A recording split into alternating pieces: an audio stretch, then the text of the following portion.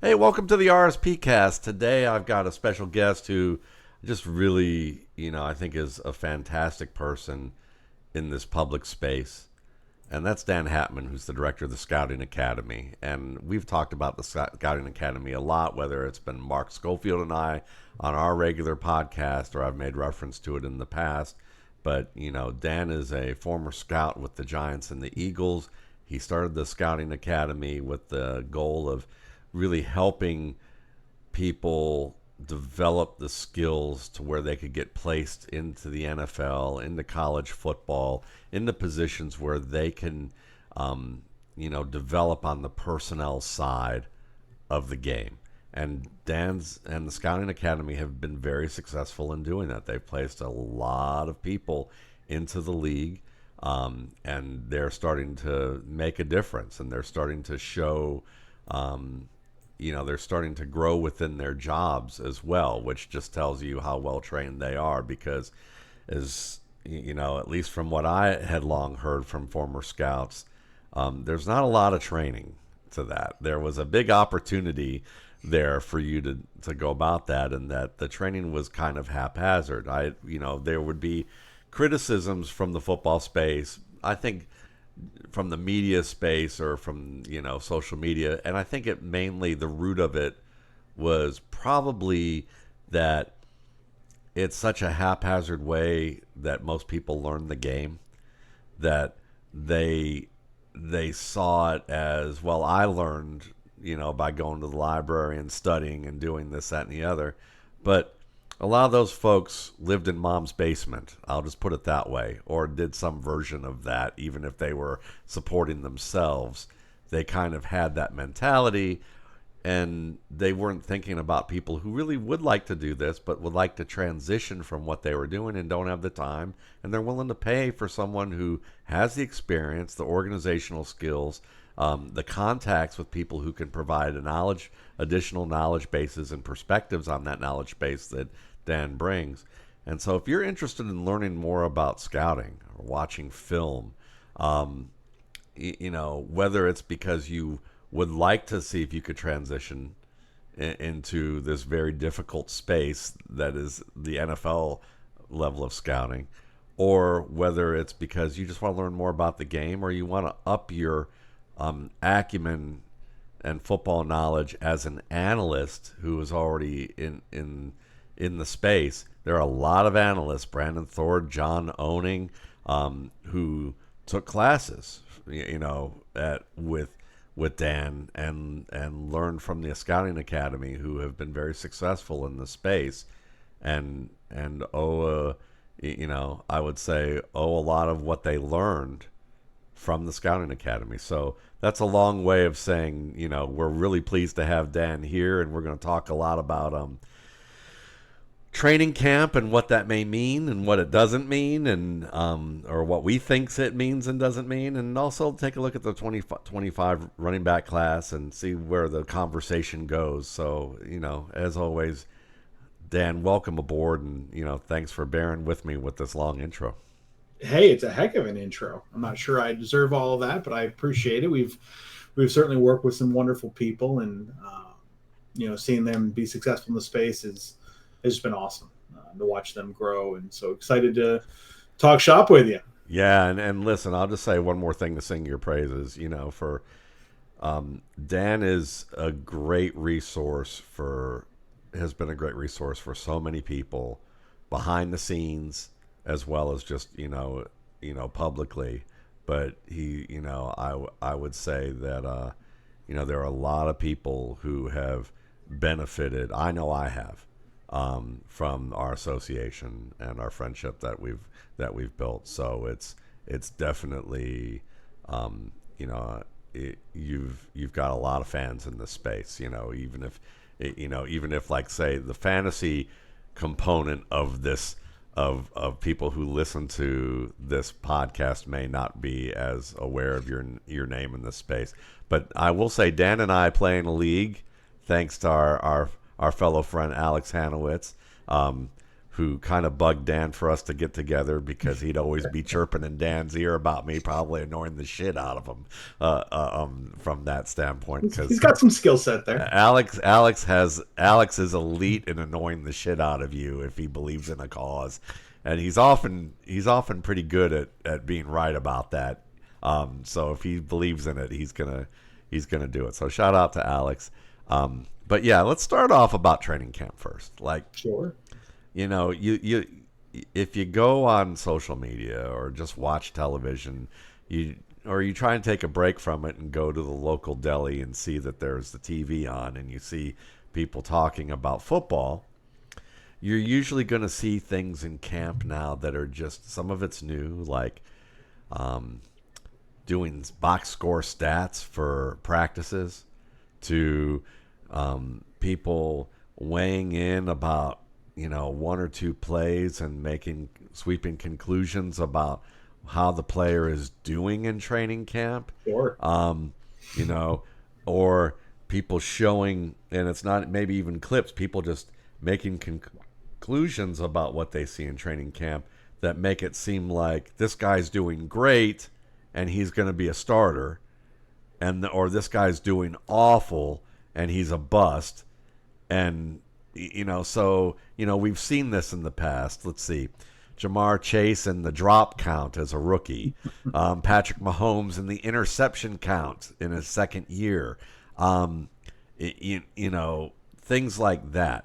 Luther Burden I would say Luther Burden and getting called out at practice and everyone on the field being basically kicked off the field because they were sloppy. There's a lot more that's going on, and it's subjective. But, Dan, I'd like to know for you, what do you find with this that's, signal, what's noise, what's Sure. red herrings, anything that comes to mind?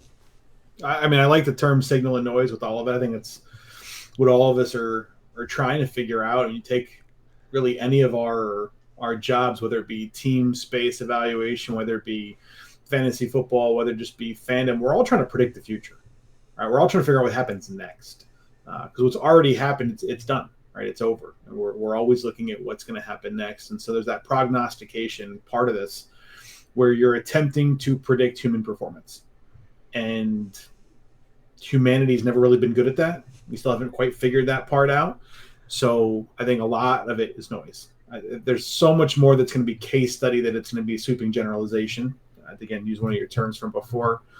I mean, let's be part of the wet blanket brigade for a second, but preface it by saying we all enjoy being excited by football, right? You and I, we're going to watch players and we're going to get genuinely excited, and there's a joy in that I hope everybody can experience and share. At the same time, not every player is going to bring you quite to that level, right? There's a lot more in terms of the players who are going to be productive, quality citizens in a football space that probably don't move the needle in terms of excitement. We mentioned a Jamar Chase, a Patrick Mahomes. We all get excited about that. There's not 64 Jamar Chases, right? There's not 32 Patrick Mahomes. And so there's going to be players on the rest of the bell curve that we're going to have to spend time with that are not going to be either at the extreme end positive or the extreme end negative, right? They're going to be hovering more in that middle territory. And those are the harder ones to figure out, right? When they can't play a lick, that's pretty easy for us to figure out. When they're elite, that's pretty easy for us to figure out. It's the middle guys that are a problem, but they're a problem on the team side too. Right, the teams are trying to figure it out. And what I try to remind myself and therefore others about is we don't bring them to camp if they don't flash something. Okay, so there's a survivor bias baked into who's on training camp rosters. So everybody that is there across all 32 teams is there because they have something or some things that feel noteworthy. It could be size, it could be explosiveness, foot speed, right, balance, football acumen, leadership, toughness, right? Some of those major attributes that we would like every football player to present, guys are going to be there because they have some of that, right? So if they're not doing something that makes you go, oh, that guy has whatever that trait is, yeah, they're probably roster fodder. They're probably going to get cut here soon and we won't hear about them anymore. So of course these guys are going to flash, right? That's kind of the baseline. If they're not flashing, then that's your signal, right? If there's nothing noteworthy coming out, that's most likely going to be signal. So when we look at these players and the performance that they have, I try to remember that the teams are trying to figure out, what can we do with you? What can we trust you to do? What jobs can we give you this year? And a lot of that is going to be putting them in situations that are going to be testing specific subsets and skill sets. It's not going to be, are you good at everything? It's, are you good at this one thing? So we're going to put you in situations that are going to test that one thing. And that could be in our own practice situations, right? That can be in these scrimmages and these joint practice sessions that we're holding up, even some of it into the preseason games, where we're going to be trying to put some bumpers on the bowling lane and control things so that we can study this one aspect. And not every practice period and not every play in practice is necessarily that way, but there are going to be practice periods and plays in practice that are going to be for that reason, right? When the defensive coordinator comes over to the offensive coordinator before, when they're scripting the day, and they're like, listen, we've got to figure out if this number 2 corner battle, if they can put up. So we need you guys to get some ISO over there. We need to get our big receiver over there in the boundary, and we're going to put these couple guys. I need a couple plays built in where you're going to push the ball that way, and we're going to test if this guy can stick with it and play the ball. All right. And the offensive coordinator's got to, try to go along with that a little bit, but usually they're going to say, sure, we'll give a couple plays that way. And then vice versa. The offensive coordinator's going to say, well, in exchange, right, I need to be working on blitz pickup on my running back, but I can't get every exotic you've got in your playbook, right? Can we bring it down to these couple of concepts? I'm worried about him scanning across the formation. So I need to set it up in protections where he's going to be on one side of the quarterback and shotgun, and I need you to bluff on that side and bring the other side so we can figure out, can he stop and scan and get to the other side and find it? And the defense were like, sure. You're crafting scenarios, right? This is not a game where you're throwing out your best and their best and we're figuring out if the cream rises at the top. Like, we're testing individual things, right? We think we saw this on your film, right? We believe that we can develop this thing. Let's keep testing if we're actually developing it. Are you learning? Are you applying? Are you getting better? And so there's going to be so many of those scenarios where it comes out that way. So yeah, some of the charting stuff that happens, I don't begrudge people trying to produce news or content or what have you and bring that to the masses. I think we're all, we end up reading it, right? There's a level of consumption that all of us go through from that. I did see one yesterday. Someone was trying to put wins and losses on joint practice sessions. Yeah. That one kind of floored me. I don't quite know how we're going to arrive at those kind of conclusions, but so I understand what they're trying to do. I think we should understand in consuming that there's probably not a lot there. Yeah. All right. And, like the clips we keep seeing of a running back breaking through in a period where the defense is only allowed to tag you off, they're all going to break through. Yeah. They're all home runs. It's like running through a car wash curtain. Exactly. Yeah. Exactly. And so, there's elements of that show up. Now, when you get into, a 2-minute drill period and you're running a 5-yard out just to make sure you can move the chains a little bit and maybe get the field goal unit in better position and the quarterback sails it, like, that's a problem, right? We got to be able to operate in those scenarios and execute those throws. So, when those kind of things come up, I think we can call a spade. But overall, the preseason, the camp periods, it's more tailored than it's given credit for. And I think we lose sight of coaches are trying to get answers to specific questions. And then you have to create, it's like being a scientist and creating an experiment, right? If I'm testing for a specific thing, I have to control everything else to test for this specific thing. And coaches create some of those scenarios to put failure points in there to figure out, can this guy actually get it done? Yeah, I think those are great points. And I think another point to add to it is that practice is different for everyone depending on the position they are, their status with the team, and even their draft round, their draft capital. Because as my buddy Ryan Riddle has often talked about years ago when he was playing in the league, he had this theory that, that there's a draft capital bias. You've sunk Oh, costs. So if you're undrafted free agent running back who got into trouble because you brought a gun onto campus of a major SEC team, and now you're playing at a smaller school a state away, and you don't get drafted, but you had the skills that look like you could be on the continuum of Marshawn Lynch, maybe not nearly as good, but a starter caliber player who's not that far away when you really look at it, and you're not getting reps, and they don't know really what they got because you're running through the car wash curtains when you are, and if you make one mistake out of the 3 reps that you're getting as the UDFA, it's easy for people to go see he can't play, yeah.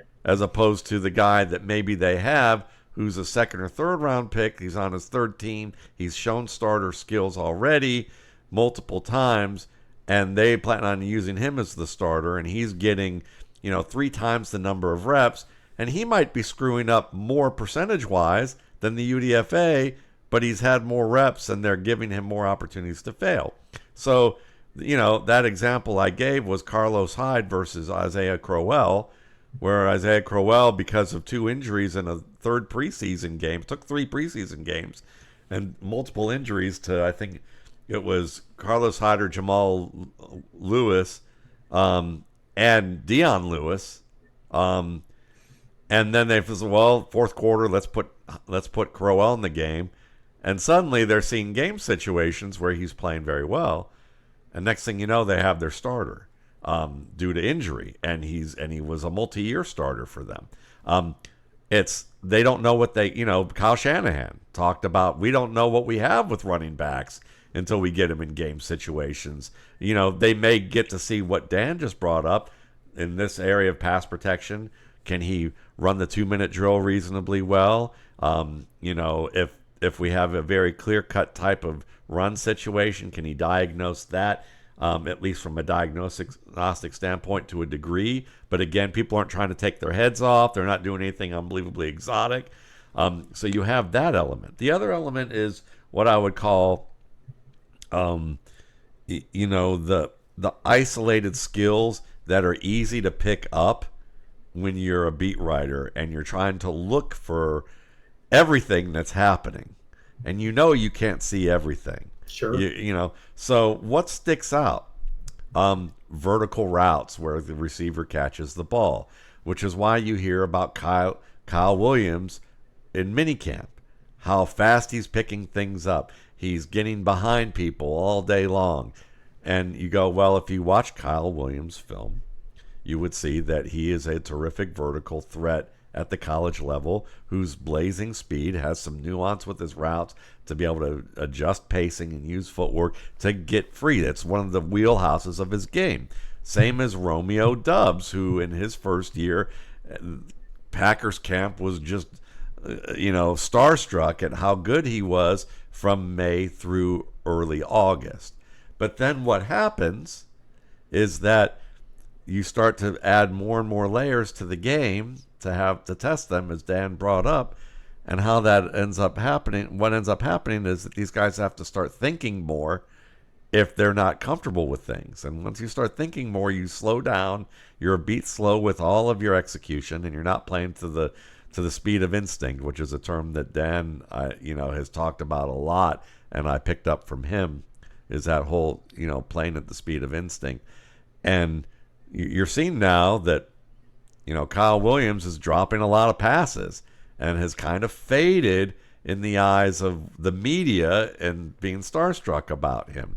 Doesn't mean he won't figure it out, but it's the push has slowed down. In the same way that Romeo Doubs had a good couple of good preseason games, but you could see some of the technique flaws in his game when he was playing tight man-to-man, and the stats were good, but the film maybe showed some things. And then they get to like the final days or weeks of training camp where they're putting it all together, and they're starting to, and Aaron Rodgers is now like changing plays at the line in the scrimmage. Defenses are playing more sophisticated stuff, and now he needs his receivers to be on the same page and think like him and see the field like him. And now Aaron Rodgers is going to camp and going, if any of these young players want to be on the field, they're going to need to get on the same page with me. And then as a side note, we're hearing that the only receiver who actually looks like he's on the same page with Aaron Rodgers is, surprise, surprise, a reformed Sammy Watkins, who was aging but like has been through 3 different teams and training camps and is a veteran of the game. And that's something that I think people miss out on, is that based on the position, based on whether, and if you're Aaron Rodgers or you're Tom Brady or you're Patrick Mahomes or Joe Burrow, you're practicing differently. Yeah. You're not trying to show people you can play.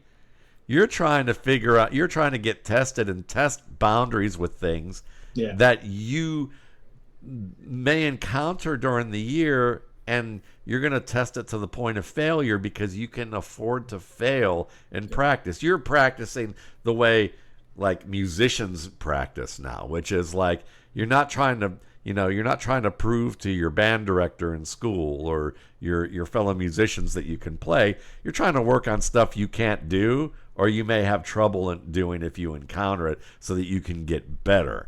And that's where I think when people say practice, it's like this one thing in a jar. Yeah. And it's literally more like dozens of different shaped dice in the jar, and they're all very different colors, shapes, and sizes, and have different uses. But we just call it one thing. And so, yeah, that's to me that's part of that. We do that with so much of football. My students will talk about, I use the analogy of a toy box because I've got 5 kids. So, the concept of a toy box is familiar to everybody, right? If I say that term, right, and ask you to imagine one, you can reach into your memories, your life experience. Rock'em sock'em robots. Yeah. Pull out an image of a toy box. But all that is a name for a category, right? There's not one type of toy box. The joke I make to the students is like, shoot, my kid's broke the wooden one. We got a cardboard box in there temporarily until I can get that thing fixed. Like, that's still their toy box. It's just a cardboard box, but it's filled with their toys. So the category itself has a generic acceptance and a familiarity that doesn't breed any more questions. Yeah. The problem is that the category is just that. It's a category. There's a lot of different things inside of it, and the category itself has a lot of different distinction points. And unless we spend a little more time and language in fleshing those things out, we're making a lot of assumptions, right? And the space is filled with language that is full of assumptions, not detail.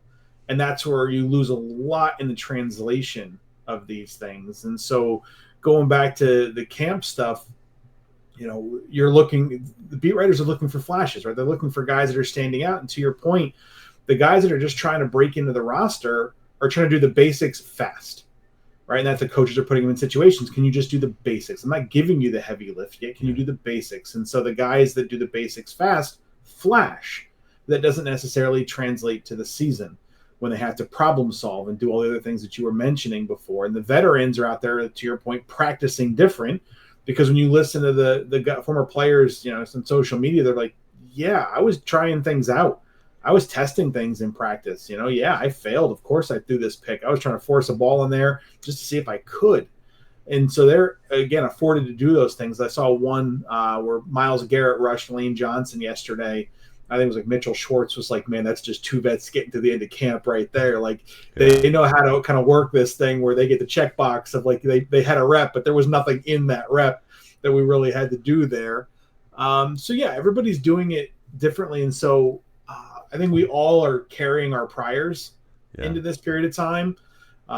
Let's do some. It's like the combine, right? It's just like it reminds me so much of the combine. If you liked a guy going into the combine and he performs well, you're like, ooh, attaboy, I got it, right? And I nailed that one. So if he comes into camp and he plays well, you're like, oof, nailed that one. Right. If you didn't like a guy and he comes in and he performs well, you're like, oh, just wait a second. It's just the combine. It's just the preseason. Let's see how the regular season plays out, right? And vice versa. If you like a guy and he does poorly, there's a lot there, right? He's just figuring. So whatever your priors were coming in, whether you like him or dislike him, you follow that flow chart to what he's doing. We're just confirming. And I think, unfortunately, as much as I'm enjoying playing fantasy football, we're all in decision-making periods right now with that. All right, so if you're any sort of redraft, like I got a high school league of keeper league, it's redraft for 15 years now, and this is decision making time. You're trying to decide who you're going to put on your roster, and this is the best evidence you have of upcoming performance. You're overvaluing it because you're in a decision making time, and you're grasping at straws on what may they be in new environments or in new homes or new coaching or whatever else the case may be. And I think that overinflates the importance of what historically has been practice. Let's lay some ground. We've laid the groundwork really well now. So let's get into some specific situations, knowing that we've given this context.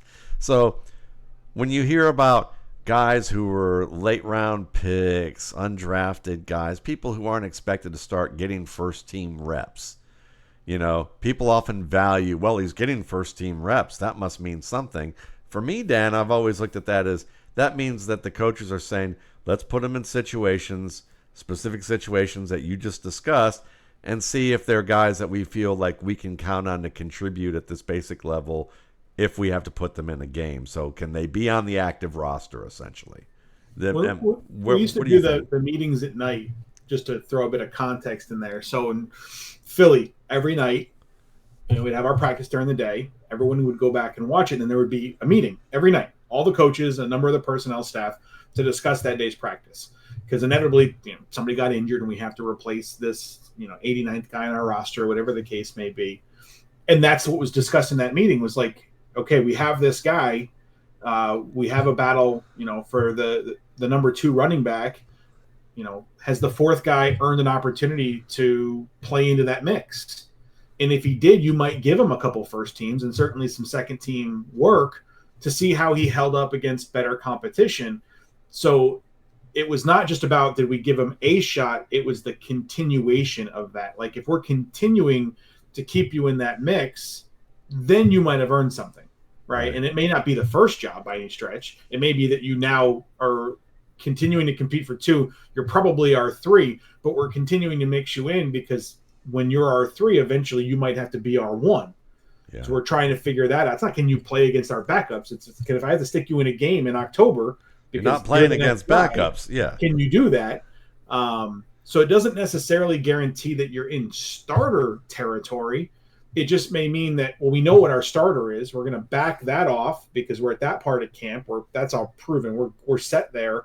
And now we're continuing to figure out this next fight. So, yeah, everybody that's earned it, as long as they keep coming to the table and doing something, we'll keep you in the mix. And if you stop earning those, that's where, you might have lost that trust. Okay, great. That's great. And I think that's a great way to be able to say to people, I think it's a great explanation for people to be able to understand what first team reps really mean and what the range of outcomes could be. So then, all right, let's do another specific situation. I heard this morning, since I joked about Luther Burden, and I'm a big Luther Burden fan, I heard today that, there was one report out that, Olamide Zaccheaus, another favorite of mine, but like more on a lower level, has consistently been playing with the ones, and that they like what they've seen with him. He's been assignment sound, all of that.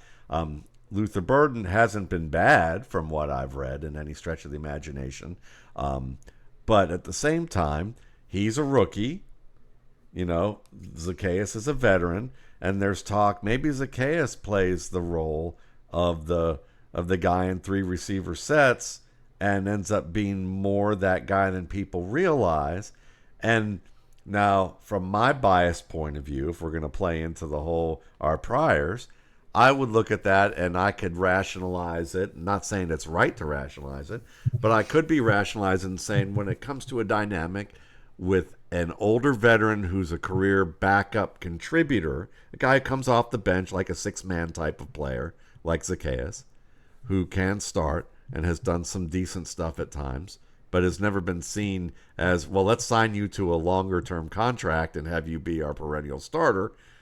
You may have him and you go, we're going to give him a role, and we're going to keep him engaged, and we're going to keep giving him these early responsibilities, and we're going to let him continue to push Burden because he's, we want him to be ready to go and involved in our system if we need him, because if DJ Moore goes down, we could use him there. He's got speed to win on the outside, and while I never understood why Atlanta used him just solely as a deep threat, if we needed to use him in the Rome Odunze role, maybe we do that. Maybe we can do that, and certainly he can play that Luther Burden-esque role too, and he was a running back at UVA, so we can use him out of the backfield and all the different ways that Ben Johnson likes to employ these concepts.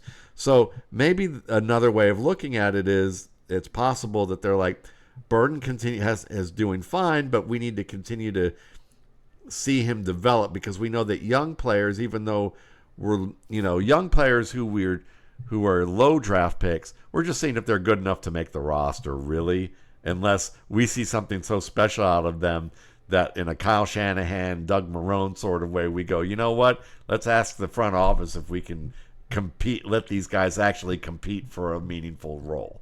And if, so I guess my theory is, and I know you want to weigh in on that, but, Sure. but the theory I have is Zaccheaus is there, but he's more of a placeholder in the sense that he's going to push it. They want to keep him ready, but they want Burden to keep working and getting there. And if Zaccheaus starts the season early on, you could probably bet, due to draft capital and athletic ability, that Burden will get sprinkled in there enough to prove that he's worthy of taking over that job, in the same way that maybe Roschon Johnson is getting the goal line touches, but Ben Johnson has already said we can trust Kyle Monangai as a pass protector going into the season. We feel comfortable with him for that. And we could see how Monangai they want to involve Johnson, keep him involved, because they don't want to be like, yeah, we don't value what you have going on, and you're not getting reps and getting sharp with the types of players you should get and have certain roles that way. They don't want to leave that behind. But you could also see with Monangai, if he proves himself early, they might go, let's give him some more goal line reps because he runs hard and he's a smart runner, and maybe Roschon Johnson finds himself on the way out. Am I overstating that kind of theory with those situations? I don't think so. A couple of things come to mind. The first one is an old line that Louis Riddick gave me that he took from the Belichick folks, because he played for Bill and Nick Saban in Cleveland. And there's always this balance on your roster of positional versatility, but also positional redundancy. Yes. And you're trying to balance those two, because you don't know what you're going to have on a week-to-week basis in this league, right? Right now, we can draw up on paper, these are the best 53, and this guy will have this role, and this guy will have this role. Yeah, wait 2 weeks. And we're in week 2, week 3, and we've already got, 6 of those guys are dinged up and can't do certain things or what have you. Or just you're facing an opponent this week that's going to throw this particular wrinkle that we need to have an answer for. But at the same time, we can't only have one guy in the entire roster that can answer this, because if he gets dinged up, then we've got a problem. So you're always stretching. You can't be completely redundant, like where every player only does what the other player does, but you're creating those Venn diagrams, right? I need overlap and individuality on a consistent basis across every room. I've always heard like receiver rooms described as basketball teams. I need a big guy. I need a point guard. I need some swing guys, right? You're trying to get a little mix and match, but I also need my swing guys to do what the big guy can do in some ways, and I need my little guy to do what the swing guys can do in some ways. And the running back room is not going to be different than that, right? I can't only have one guy that pass protects. I can't have one guy that can get across the goal line. I need guys that can do little bits of everything, and so you're trying to play those games. And ultimately, it comes down to trust, right? The coach has to trust that if I put you in, you're going to execute. And earning and keeping that trust is a burden on the player those first 2 years, right? Usually when you get past that, you've kept that in some way, or they wouldn't keep you around that long.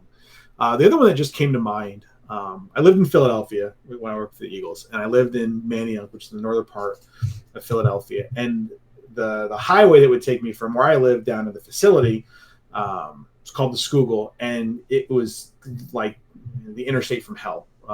And just absolute, everyone's a maniac on it because it's a mess. And the on-ramp from where I lived to get on the Schuylkill was like a 50% incline, a 50-degree incline. And then the actual like space to merge was like 100 feet. So you had to like fly up this incline, and then you had 100 feet. Other than that, there was like rocks and a Jersey barrier and cars doing 75. Like you had to be a maniac. Like, you just had to step on it and go and close your eyes and trust that maybe there was a space. There's an Instagram account that kind of mimics that with simulations of different brands of cars and years of cars doing weird things. Like, here's what happens when you go up that incline at 80 miles an hour and hit a bump. Here's what happens if you were to do it at 130. Well, what's your chance of survival? There's no bump on the other side of that. And then I contrast that with where I live now. We've got a couple of on-ramps where you go down like a 15% grade, and then it's a half a mile. You get all this time to leisurely. I mean, I could stay in this on-ramp 4th lane for a half a mile and come to speed and ease in. So which one of those would you want to stick your rookie into?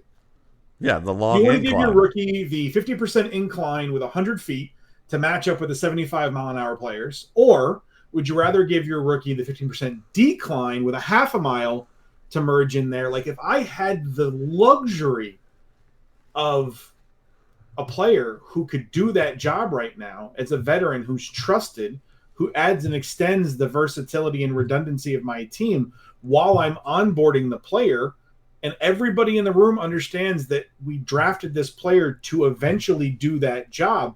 But if I don't have to rush them into that, if I have the luxury to not have to do that, why would I? Exactly. Right. Again, we talked about Patrick. I still I hold Andy, and obviously besides just working for him, I hold Andy in such esteem because all these other quarterbacks that we've put in this bucket of needs to be developed, right? Toolsy, interesting, right? And we know from a mile away they need to be developed. Well, Andy looked at Patrick and he saw the future, right? It's clear as day. He trades up to 10. All the evidence is there. Like, they see this as the future. They also realized that they had Alex Smith, who that room could believe in and say, we can go win games with Alex Smith. And I'm going to set a coach aside. I'm going to set Matt Nagy aside and say, Matt, you take the year and you work with Patrick. Get his feet right, teach him protections, teach him coverages, get him right for the entire year. And then we're going to use this guy. This guy's the future, right? This is it. And they gave him that on-ramp. They slowed it down and they gave him that on-ramp. And I contrast that with like Anthony Richardson, where it's, well, you're better than Gardner Minshew today. So we're going to put you on that 50% incline with 100 feet. And you kind of got to figure it out right now and crash into traffic with because you're a car with no doors. Everybody and wheels in the room that are knows flopping. that you're better than what we have. Yeah. So you're playing tough luck, figure it out, kid. I'm a fan of Cam Ward. I wish there was Alex Smith in front of Cam Ward. Like, Cam had things that I'm sure in a truthful setting, he'd say, yeah, I'd like to tighten these up. Brian Callahan would say, I'd like to tighten these up. But he was better than Will Levis if Will Levis wasn't hurt. Yep. And so he's going to come on and play, and he's going to play right now, and he's on that fast on-ramp. And there's not going to be a slow development to him. It's we're going to win games, hopefully, right now. You got to get going. Caleb Williams last year. Ideal. Yeah, same thing. No, I think that's a great great explanation because it is. It's and I think from a fantasy perspective, when we can translate it from there, that means that you probably still bet on the player who's the second round guy. Like, to me, like Luther Burden, I go, I'm still going to take him. Does it mean that he's going to have strong production the first 3 to 5 weeks? Maybe not, but he might finish the season at a level that's better than where you actually picked him. Wait, you mean winning week 1 is not the end all be all? That's what I hear. Now that's what I tell people. What I hear in week 2 through week 5 is absolute madness sometimes. Yeah. And if I wasn't one who was not big on I'm not big on medicine. So if I was big on medicine, I'd just tell them to all take Xanax and just chill out a little bit. Maybe even have a little alcohol with it, just not too much. But but I don't do that. So, but I do try and tell them, hey, stay calm. It's okay. It's a marathon, not a sprint. So, other examples of things that I think might be worthwhile. you know, guys who get you like talking about getting an opportunity to improve. You talked about that on ramp. Caleb Johnson is a good example of a guy where when you hear Mike Tomlin talk about him, it doesn't sound like it's not to the degree that Ben Johnson has the on ramp of Olamide Zaccheaus for Luther Burden. They want to use Caleb Johnson right away to be the main guy, but they still have Jalen Warren. And I think they've got some veterans that maybe they don't love, but they can do the job if really needed to be. They wouldn't feel good about it. But, Tomlin was like, gave a little bit of a kick in the ass, not too hard, but he was like, I'd like to see Caleb be a little more comfortable and not thinking so much and let him do what he's doing in practice and just let it rip because we know what he can be. He just didn't quite look like he was ready in that preseason game. That's the other thing that I think is important that I'll call it the Nick Chubb theory, which is that I remember rookie year, first game, he played the Giants, and I'm going to use Will Blackman as an example, the former safety. He was on Twitter, and he was like, this guy doesn't look like an NFL starter to me. He doesn't look like he's really anything to speak of. And I remember watching the tape and thinking, okay, if you look at it contextually, the way that you would study it, I would say he actually did quite well in the same way that I look at, say, Taj Brooks and watched his tape and people are talking about the box score and it didn't look that impressive. I'm going, nah, he was doing what he did at Texas Tech. He was making lemonade out of lemons with a lot of situations, and Chubb did a lot of that. And he had like one play out of I think 10 or 12 carries Chubb did where he tried to bounce a play outside, and it was in the second half, and he was trying to do something because you could probably guess that he was frustrated with having to just take what he could get all game long, and he finally just succumbed to it, and he lost a yard, and people made a big deal out of it. And, I remember thinking that it was a first realization for me that, just because you played defense in the NFL doesn't mean you understand how to evaluate evaluate a different position, even one that you had to work against. It's a different skill set. Just because maybe you played the same position doesn't necessarily mean that you actually even understand how that skill set at that position is really developed outside of your own purview. You can be a quarterback in the league, and we have a fraternity of former quarterbacks now that I'll bring up who, they understand the X's and O's in great detail. They are, they can teach a lot about the game that's extraordinarily valuable to the average reader, and even beyond that. But it's kind of like working at the post office versus working at Federal Express. There's different ways of doing it, of delivering things, and there may be different processes. So if you come from the post office and go, well, this is how we always did it, this is the definitive way, or you watch somebody, maybe you weren't ever a starter, and you were watching great starters do things a certain way, but you were never in the game, and you were probably never going to be given those choices if you were in the game like the starter was given. But you're now out there saying, this is how this works, and you're saying it definitively. That can be misleading, especially if you're, I'm not calling out Kurt Warner, even though I'm mentioning him in this way. I mean, again, I think he's been more of an asset to what he does in this space than he's been a detriment in any way, shape, or form. But, he's going to be confident about what he does. He was a Hall of Famer, and a Pro Bowl player, fantastic quarterback. But, I watched him with the Anthony Richardson play where Anthony Richardson got, blindsided against Baltimore last week. And, I had somebody contact Dave Blukugi, and he goes, what do you think of this play?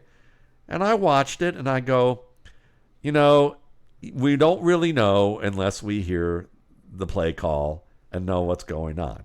On the one hand, you could see it and see how that they were sliding, the offensive line was sliding in one direction, And we know that maybe Anthony Richardson should have known that if it was a slide in this direction, that the hot may have been to the right, and that he should have wheeled around quickly and thrown it to one of the two hots that were outside there. At the same time, if you watch it, you go, they're on the far side hash, they're on the right hash, and the narrow side of the field is where you have a defensive end blitzing. And it seems to me that your hot may not be your biggest, fastest, best pass rusher. You might want somebody on him. I would think that conventionally, you'd probably look that if you're on the far side of one hash and the wide side of your field has two receivers and you have a defensive back, a safety playing 12 yards off the ball and hasn't moved at all, that maybe throwing to your natural side to that quick route, even if there's a potential blitzer on that side, is probably the way to go. So there's a couple ways of looking at this. Now, Kurt Warner said, look, this is it. Guys, I know there's things to do, but I'm sorry, I love y'all, but this is it. And I'd say Kurt is the example of like the postmaster general, but he never worked anywhere other than the post. He worked basically in the post office. He worked in systems that I think that probably more were catered to his skills and what he did. Whereas maybe Jason Brown, who's at Last Chance U, and while he's like your average coach who likes to call people slap dicks and things like that, and he's funny and he's kind of engaging in an edgy sort of way, Kurt respects him. He was a quarterback, but he said to me, he said in his explanation of the situation, he goes, listen, none of us know what the play call was. So we don't really know. He said, I see what Kurt's saying and I respect him, but he's never coached quarterbacks. He's never had to develop them. And if you look at Anthony Richardson, he's not a guy right now that you're going to give Kurt Warner responsibilities to. And I would bet, from what I saw, he echoed the safety. He echoed the narrow side of the field going to the wide side of the field. He echoed that I would never throw hot have the DE be a hot. I would just never do that. And on top of that, Anthony Richardson, I don't trust him to read certain situations yet. So I'm not having him make the calls. The line probably made those calls. And that's why Anthony was so dead set on being to the left, that he was confident as could be going to his left. He goes, because he wasn't even thinking about that side, because he probably wasn't even making that call. I mentioned that. I mentioned Nick Chubb, and I mentioned how players look at this stuff, because at the end of the day, we look at like Caleb, we look at Nick Chubb, and we have to understand that, and Anthony, we understand that some of these players are still developing skills, and the coaches want to see some sort of progression, and they're going to see some mistakes with progression with that. And then on top of that, the people who are analyzing it can be too apt to want to be definitive, because they know they're on a big stage, and producers want definitive. Producers don't want nuanced, because it doesn't appeal to the lowest common denominator, the broadest reach of people, and you don't have time like I just did to explain that on air. And you've got to spend more time actually cultivating your grooming and I would probably if I had to spend as much time they did on trying to look good, I probably wouldn't look as good as them, and I'd fail miserably there on that front. And then on top of it, trying to fit all that into a 45-second soundbite at best is practically impossible. There's obviously a lot of moving parts that go into this, and I think that's part of what makes it interesting, right? And it obviously makes it challenging at the same time, is that we don't have one-size-fits-all answers for so much of this, because every scenario of what the protection is, what the O-line's capable of, what we were seeing, what was called, what the kid was told beforehand, there's so many moving parts in different ways that it could have come together. And again, I think that for any of us, the context of how that particular coach installs and teaches things, and then maybe any adaptations that have been made for individual players and their ability. So to your point, like there are definitely scenarios, especially coming into the NFL from college, if a quarterback hasn't been brought up in certain systems where they were told this is the play, this is the read, this is what to do, when they come on board in the NFL and the coach is trying to, again, create more of that on-ramp, where the coach is taking the burden onto themselves of, I'll set the protection, I'll make the call, we'll make all of this, you just go make this read and execute this throw, and we'll add more to your plate over time. And so, who called the protection and where it was supposed to go versus where it did go, the concept of, well, it's turned, so then, yes, it's back there. Well, did Anthony call it to the left and then it came from the right, in which case that is on him? Right. Or did Anthony expect that what he thought he heard from the play call or whatever, it was supposed to be a different sort, and they were going to actually slide to the right, in which case, and I can stare at the left because that's where my hot would be off of. Or things of that nature, we're not 100% sure on. Again, if he called it to the left and missed it to the right, yeah, I'm going to call a spade and say that's on him. Sure. If he called that and he didn't then realize that he had to pay attention what's coming from the right, yeah, he's got to live with that one. But if he didn't call that, if it was something else or there's a different expectation or what have you, this is where you want to understand how that coach brings information to players. I think about Kurt coming from the Mike Martz and the Bruce Arian style, like being able to just rip it, kind of philosophies out of Air Coryell and the way they taught things versus how, more of an Earhart Perkins and like how Brady would build things apart. And it's obviously different than so many of the coaches that came off of West Coast language and the way those philosophies are layered and installed. When I listen to people, some of the people that I appreciate listening to the most are those who really had to survive in so many of those different environments and who crossed a lot of those bridges. For some reason, the name Jim Sorgi is coming to mind, right? Not that Jim doesn't know this, I remember Jim Sorgi. I might have a hard time listening to Jim because he played in one system behind Peyton Manning, never got reps, right? There's that famous line out there that if 18 gets hurt, we're effed, and we don't practice effed, so we only let 18 practice. Like the way that Peyton did things and everything else, you probably just can't pick that up and translate. It's why not every Hall of Fame player has become a good coach. Right. Because they were able to answer problems a certain way, and they can't understand how somebody else can't answer it that way.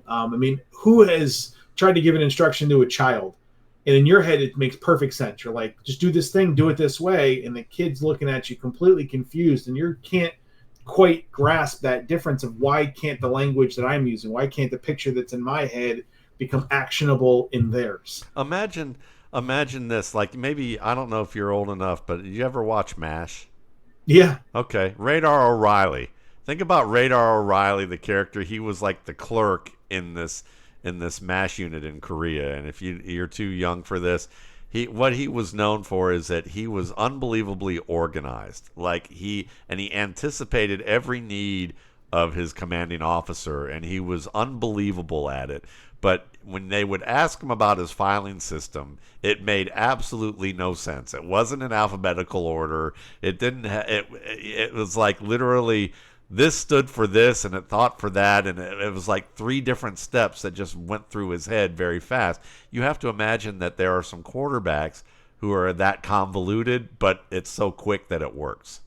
Well, my wife is a creative. She's a fiber artist, and her studio, she also paints. Her studio doesn't make any sense to me. Right. Like I need, for my brain to work, I need to put it in certain buckets. I need to process it certain ways or what have you. And I walk into her studio, and I remember, years ago, I thought I'd do her a favor and clean it, and I organize it the way that worked for me, and I screwed her up in all sorts of ways because she couldn't figure it out, and the way that I put it together just didn't make sense for her. Oh my God. And I've just come to learn that just she processes it differently, and I think that's again part of the evolution of anybody that's done teaching is you come to realize that the thing that works for one doesn't necessarily work for the next. And so you have to adapt. It's the same problem-solving strategies we're searching for in the players you're hoping that coaches have. It's why we appreciate coaches that adapt to personnel and aren't hard and fast on, well, I'll never work with this position, or I'll never work with this type, or I don't want this, or I don't want that. It's the guys like, hey, he's got what skill set? Okay, I can work with that. We like those kind of adaptive people in the space. Now they have to make it work. Right? There's one thing to collect a bunch of toys and think that you can do it, and the other thing to actually do it. But we're looking for that at all levels, right? We're looking for it in players to be able to solve problems in different ways and adapt. We're looking for it in coaching, right? We're looking for it in personnel. Can you adapt to different scenarios? Well, I didn't expect this guy to be good. Now I have to sign him. I think about Zach Bond with Philly. I don't think when they brought Zach Bond in, they thought they'd have to pay him all pro money. All right, but they figured it out. Like, we got this guy. It's really working out. It's making our defense whole. Like, now we got to figure out how to budget differently. You got to be adaptive.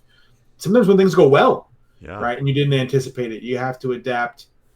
And that's not necessarily a skill set everybody has. And then when you don't have it, could you still use them? Like, if they don't have adaptive skills, but they do have really good skills in these certain areas, how do I create the scenario for them to then exhibit that? Guys, it's human performance, right? It's human beings playing a game. The spectrum of what could happen is vast and usually takes nuance to sort through. Yeah, for sure. And that's why even guys slip through the cracks, like occasionally, like a Priest Holmes or a Raheem Mostert or a Jawan Jennings or folks like that either they slowly build their games they get to a point where they become really good at certain facets, or they bounce around because they just don't ever get enough reps because they already were that low-level draft guy, and they may have flashed or they made a mistake and they had to grow, and their ability to just persist afforded them the opportunity. Yeah. So speaking of running backs, let's end this way. Let's move over to, because this was a great discussion, but let's move on to some of the 2026 running back class. You mentioned you gotten a chance to get a first look at some of these guys. I've been looking at some of these guys too.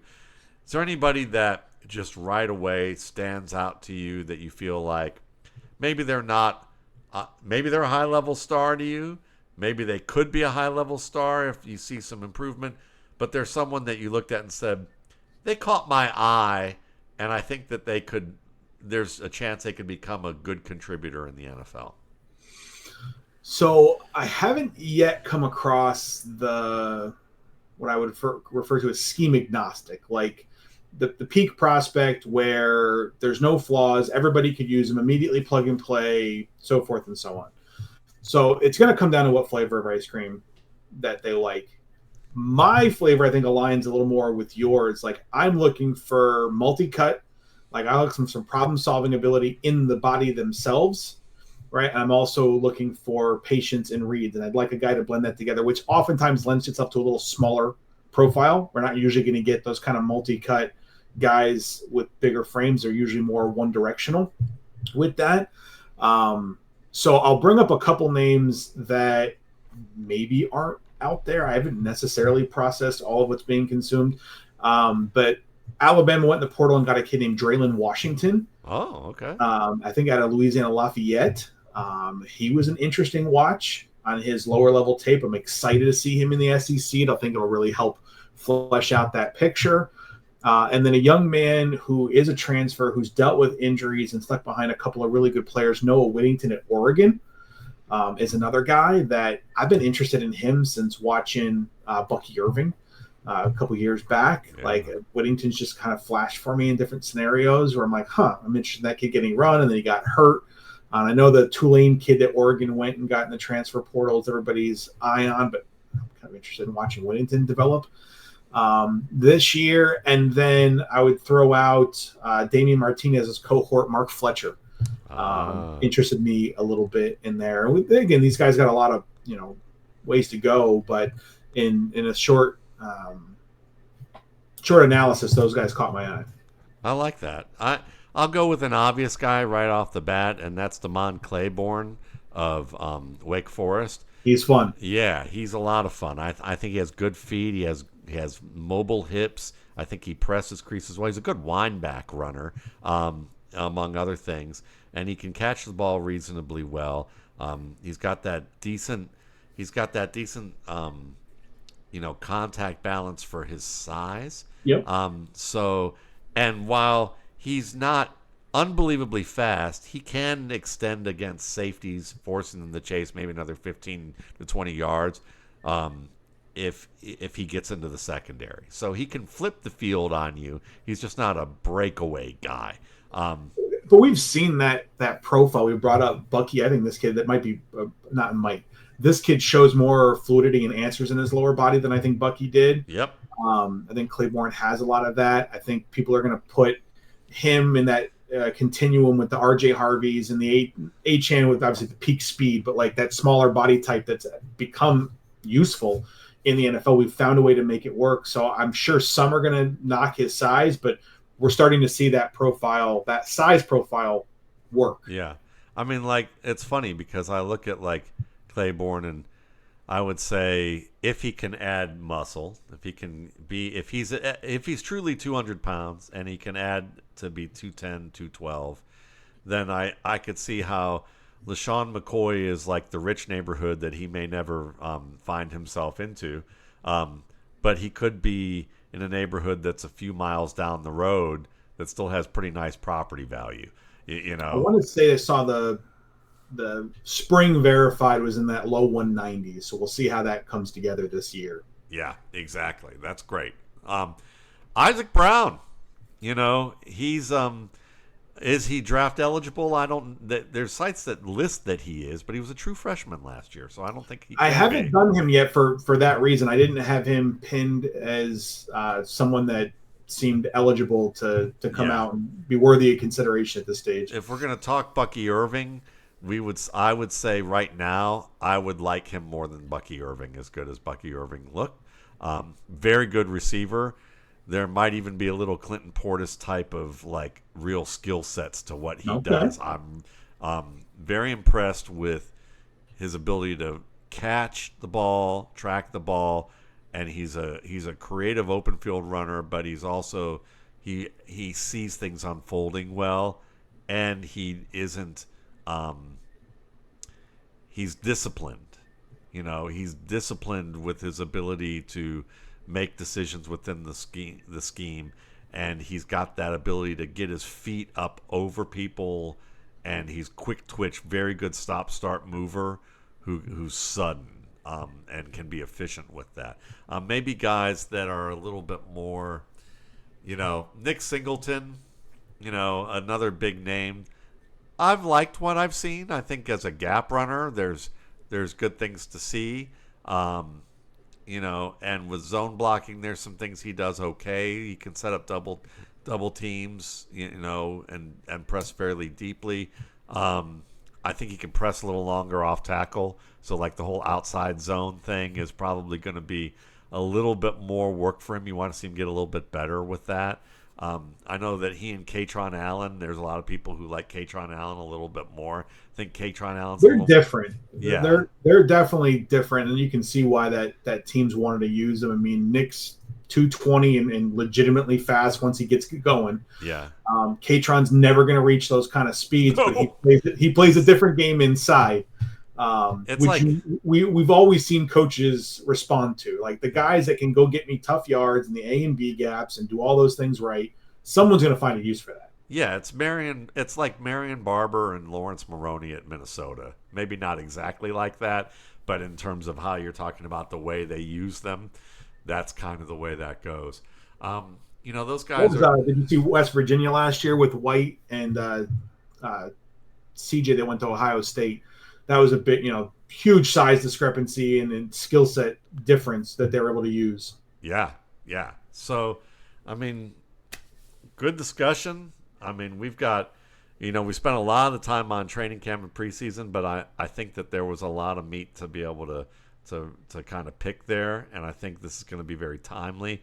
And we'll have Dan back on. We're going to talk more about players as the season unfolds and get maybe more into that as we get closer to the draft. But Dan, again, thanks so much for taking the time out today, and it's a pleasure to be able to have you in the space and to get to interact with you. And thanks so much for doing the show. Oh, happy to be here. I love talking about this stuff. The philosophy of it's, again, what makes it fascinating, challenging, but fascinating, and keeps me engaged in the space. And again, love to be back and talk more. Yeah, for sure. So tell people where they can find where they just give your pitch about the Scouting Academy or anything else that you want to share with people.